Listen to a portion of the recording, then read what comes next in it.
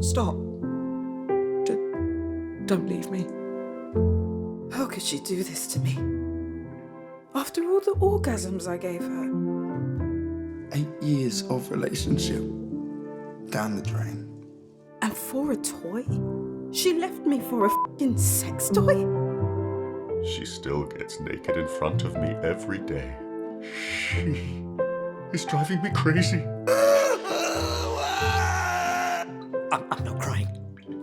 It's just a leak. Okay, I'm crying.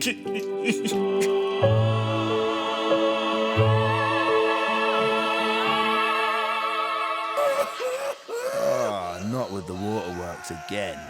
I can't see him like this.